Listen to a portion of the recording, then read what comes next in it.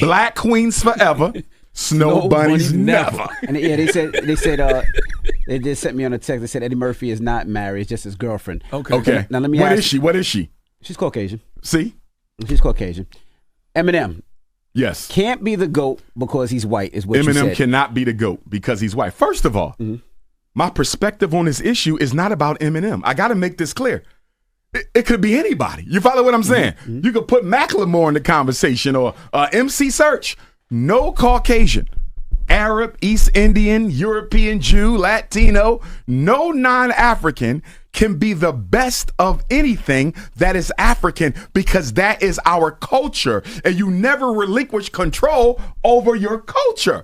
So he could be a great lyricist. If they were to say he's one of the best lyricists of all time, they can say that if they want, but you ain't no GOAT. You don't put a white person over something that we created that has roots going all the way back to ancient Kemet, and you're going to give that over to a Caucasian. That's not fair. You do not do that. There's too many black MCs who are better than Eminem lyrically, who, if you're going to go GOAT status, you need to consider. But Eminem, and a lot of them who are saying this are only saying this because they're hoping Eminem throw them some money, throw them a cameo. I don't think they're really speaking out of their truth. I think they're speaking out of their desperation to get put on by Eminem. But I was very disappointed in seeing all these black males come out against me in defense of Eminem. I think they all went to law school overnight and got a law degree because they put on some of the best soliloquies I've ever seen. And I ain't going to call their names, but I'm disappointed in them because some of them I like. They're my favorite artists, right? And I'm like, come on, bro. You don't feel the need to protect your culture from nobody. And I'm seeing them defend Eminem without his request, without a requirement, without being paid.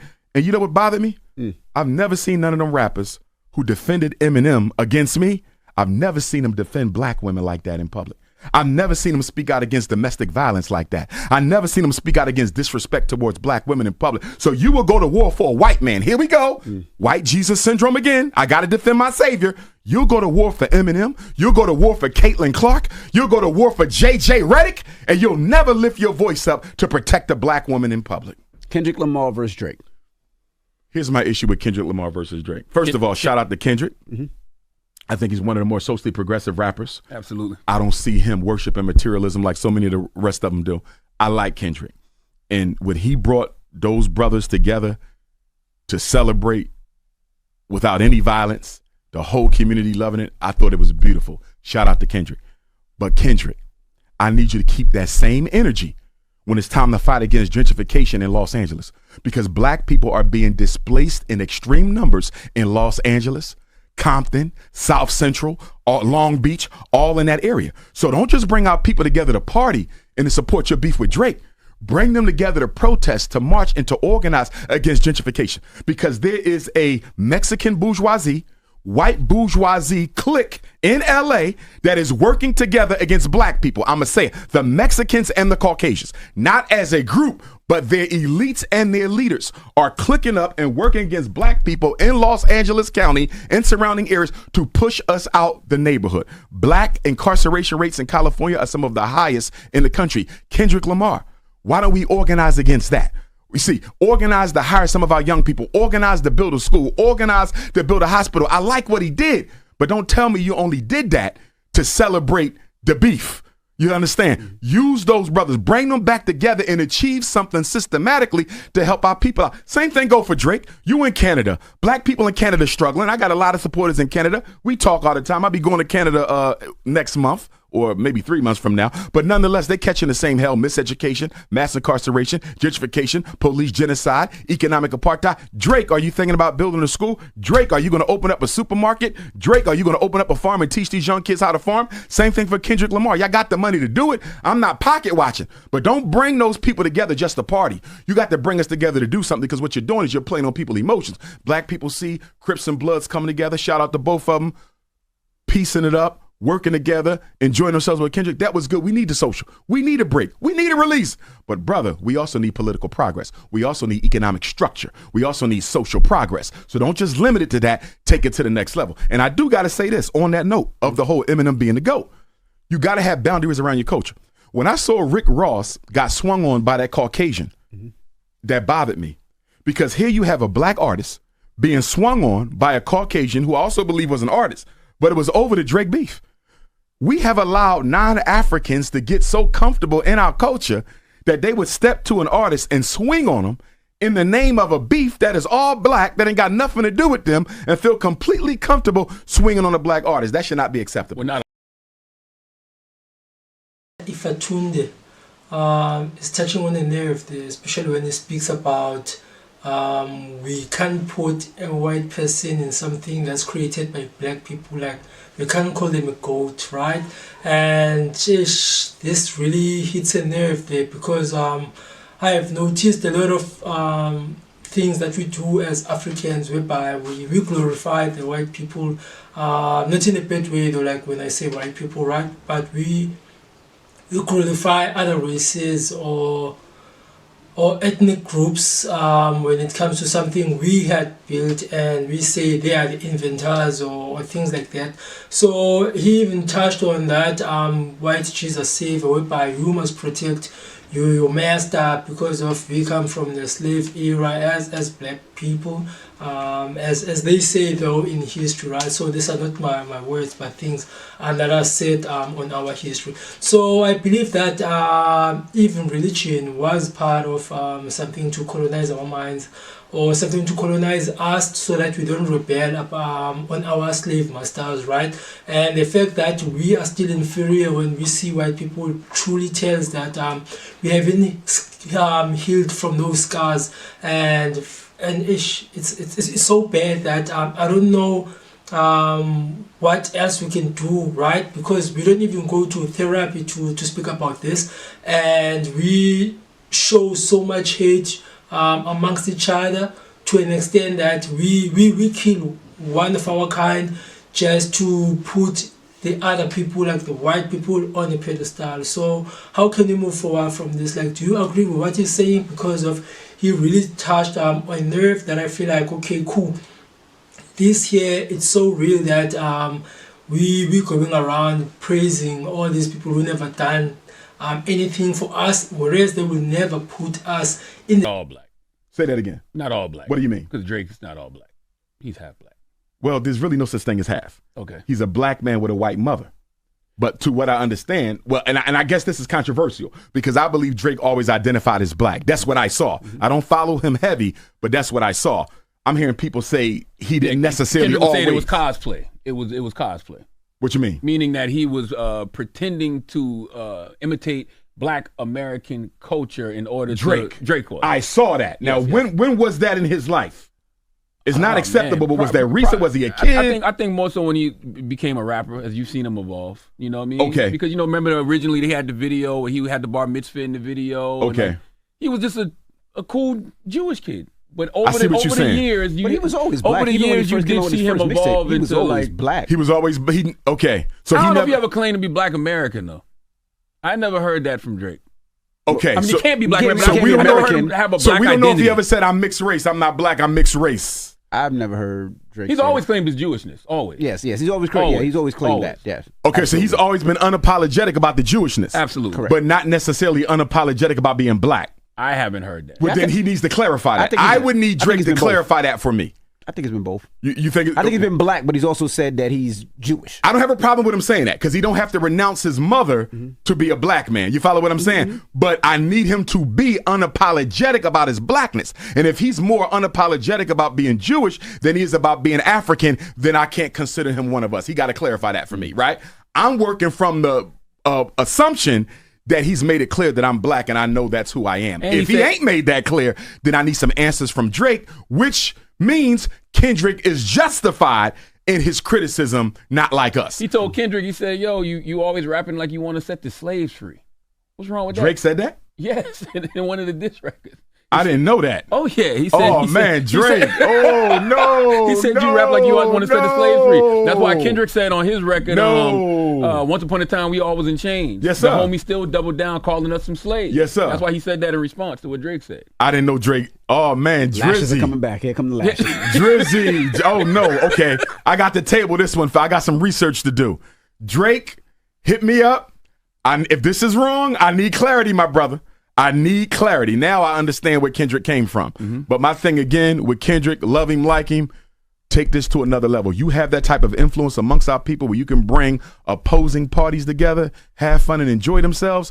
Let's build something with that energy. I like that. We can't stop with partying. We have to procreate. Seems like this Kendrick and Drake beef has been so heavy that it even inspired local artists here in South Africa to start their disses, to record their disses basically, and then just spreading them out there. But to what Dr. Ifatunde is saying, it's so hard to find a balance nowadays, especially if you are a mixed race person, because of there's always that something that's going to be pointed at you that you're not a full person in terms of one race, right? So if you're black, if I'm black, for an example, I'm black, right? So if I'm speaking with someone who's mixed race, I can always point out to say you are not a fully bred black person, even though maybe you might have some sort of black blood in you, right? And then you might also relate into the white one. So that's something that's very difficult to actually get over, because of you always have that weak link, right? And I'm just asking myself, how can we reunite ourselves, right? We as the black community, because of from what Dr. Ifatunde is saying there, it sounds like as people we need to come together so that we can conquer whatever that's causing troubles in our life, or maybe we can just try to find a way to live amongst each other and be like, okay, cool, we're all humans and we can live in harmony. Of black women. And when black women get domestically abused, it's twice as bad. You know why? Because one, they're being psychologically harmed, right? Mm-hmm. And then number two, they can't go to the police because they're going to be treated like an animal. This is what y'all people do. They can't go to the domestic abuse shelters because white people are going to look at them like they less than trash. Mm-hmm. So the black woman suffers in silence. And on top of that, what? In most states, domestic abuse is a felony. I can't afford to send my children's father to jail. And then when they say, why daddy ain't here? Because I turned him in. So it's very complicated when you're dealing with black women and domestic abuse. And then add to that, Envy and Charlemagne, the fact that most black women don't have a strong social network. They don't have sisters that they can rely on, because those sisters are so insecure about their relationship with their man that you can't come take the spare room in my house. You can't come take the basement. You can't come take the Airbnb because my husband might start developing eyes for you. So you got to stay in that house and keep getting your head beaten by that man, even though I'm claiming to be a born again Christian, even though I'm claiming to be the most devout Muslim of all time, even though I'm claiming to be the top Hebrew in my community. I'm going to let your husband keep banging your head in because I'm not going to risk my husband sniffing for your cookies. Damn. Preach, preacher, preach. That's what I've been trying to say to you, man. Like, there's so much truth to what Dr. Ifatunde is saying to this, man. Like, we know women don't really get along. Even Kendrick Lamar even said it on his album, his latest album, when he said that you women can't really get along, right? Because women don't get along, they don't even feature each other. I don't really know why, but then he is making sense into what he's saying right now when he says that women are looking after themselves only because they fear that the lady that is being abused might take them, and so they are operating in insecurity and the fact that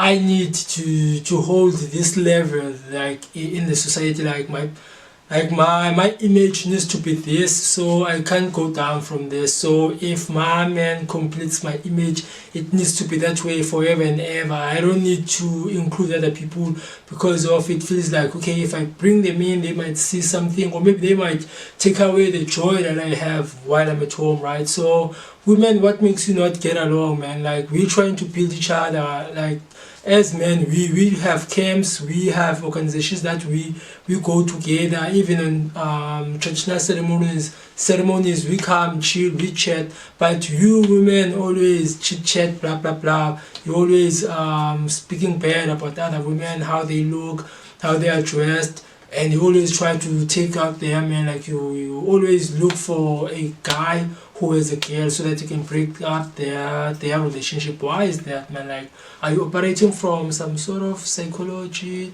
damage? As Ifatunde said, like, can you just maybe comment here and just let us know, man, what are the problems, man? Like, why? I hate on that. And that's that black male jealousy. A big problem we have as black men is we don't like to see each other win. And the reason why we don't like to see each other win is because we operate in that European psychological mode of domination and control over everything. See, when I see y'all, I see I and I. My Rastafari brothers, who I'll be with possibly for Garvey Day in Jamaica next month, they say I and I. I and I means that when I speak, I'm speaking as you and I. When you speaking as me and you. When you hurt, I hurt. When you struggling, I'm struggling. I and I. It is oneness. But we got so much competition amongst us as black men that when we see one win, we don't think nobody else can. And you know where that comes from? The plantation. Back on the slave plantation with the manumission laws, the slave master could only free a couple slaves a year. So if you got a plantation of 500, all of us want to be free, but only one can.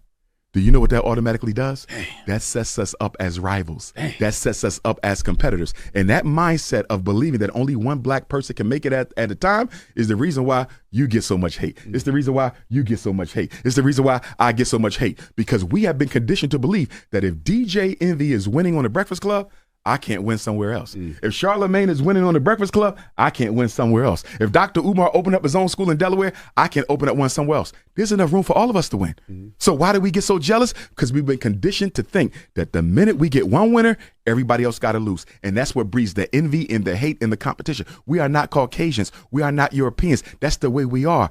United we stand, divided we fall. It's all about I and I, not me and you. Black men got to get back to oneness.